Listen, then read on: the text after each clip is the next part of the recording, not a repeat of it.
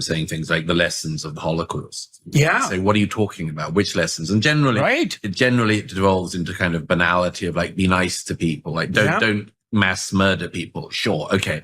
Right. Beyond that. Right. And the devil's in the details, unfortunately. In the details on this. In fact, by the way, it's very hard to say anything new about Auschwitz. And you sort of feel everything has been said that could be said in a way. And at the same time, we know nothing about it.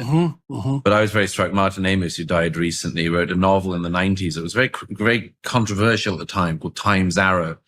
Everything goes backwards. The whole plot of the novel goes, time is reversed.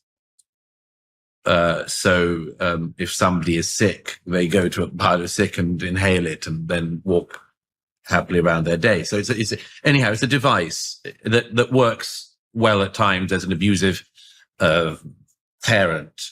The child is crying. The parent smacks the child and he stops crying.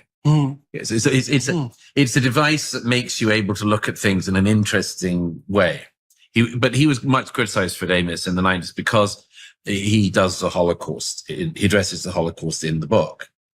And everyone said, oh, you're using it as a literary device. I actually think by doing what he did, he actually showed one of the very few new insights I've ever seen about the Holocaust, which is that the people whose job it is to take the bodies out of the ovens would give birth to these people from the ovens.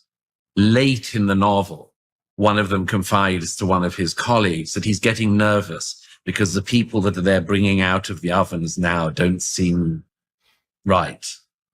They're more and more disabled. They're more and more ill. Is it worth even taking them out of the ovens? So strangely enough, by doing it in reverse, you get an idea of how it started.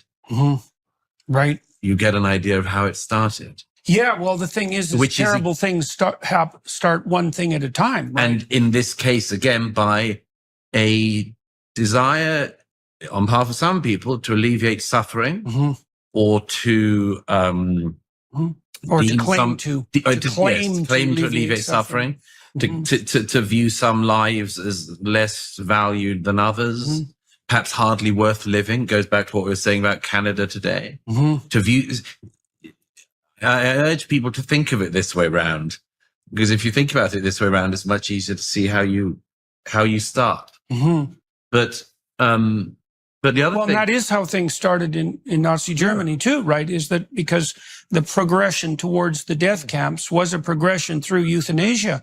And I've looked at a fair number of the propaganda films from the mid-30s where the Nazis were starting to clean up the asylums, and they would go in and, like, I've been in backward asylums when I worked at the Douglas Hospital in the 1980s. There were still people there who had been on the wards, who hadn't been deinstitutionalized, who had been on the wards for like 4 decades.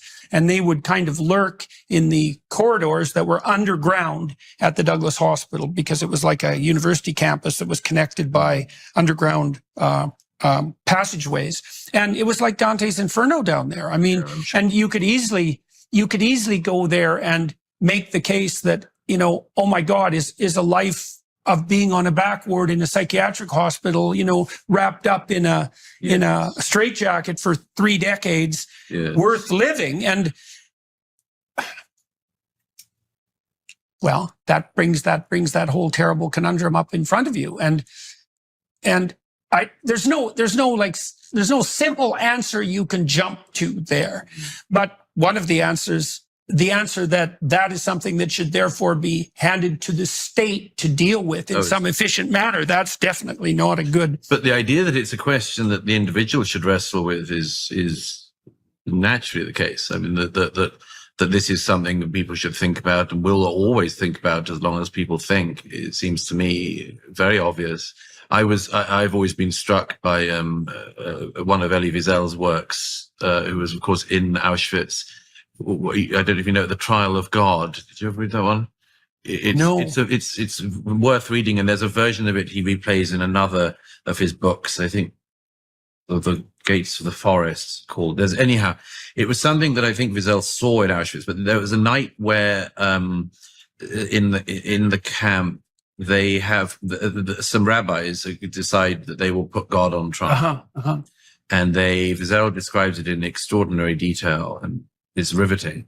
The silence in the room, and eventually the case for the prosecution, the case for the defense, given by very, very learned rabbis from Poland, and nobody could know more than these men routinely knew, which is a reminder of what was lost. But in the end, they find God guilty.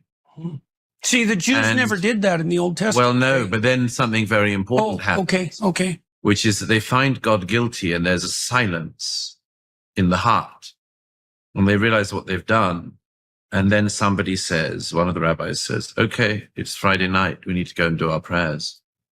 And they do.